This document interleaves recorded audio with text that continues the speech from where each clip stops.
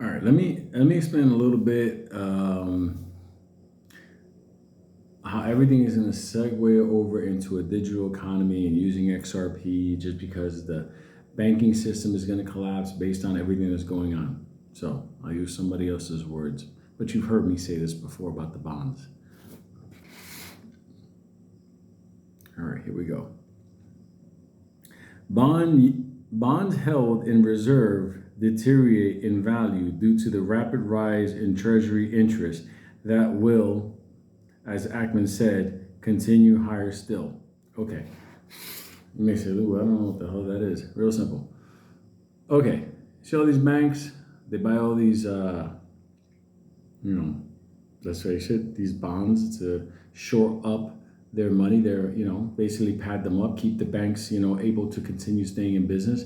The problem is, it's like a catch-22. The government has to raise interest rates, so the bonds become worthless, start to deteriorate, causing more catastrophe. Now you may be saying, Lou, what does it have to do with XRP? It's very simple.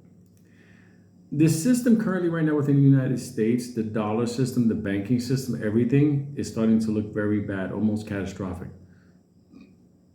But banks overseas can turn around and utilize Ripple's ODL system, or the new name they call it, payment solution, and they can bypass the American nightmare. I'll give you an example. Let's say Colombia wants to buy Israeli technology, let's say defense industry technology, okay, whatever it may be. But let's say they wanted to buy it. So Colombia has to send a message that it's going to do it via the channel, the SWIFT channel.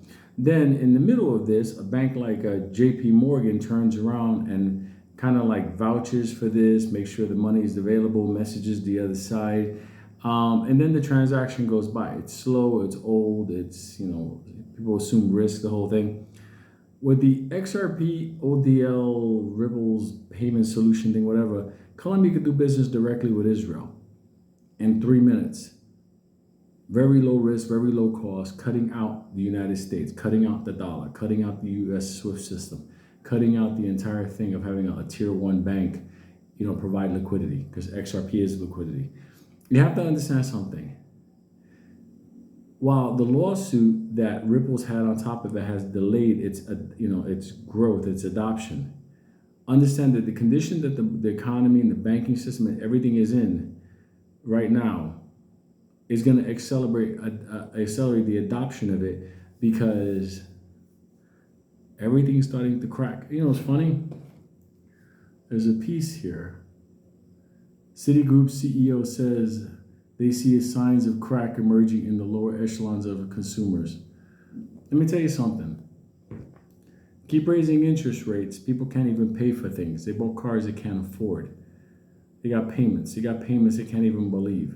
It was great during the lockdown. Nobody had to pay anything. But now you got rents and car payments and insurance on cars and gas prices and everything. America's going to go through a very horrific financial catastrophe.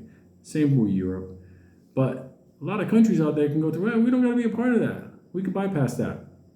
Remember, there's 11,000 banks underneath the Swiss system right now. That's a huge market for Ripple to go after.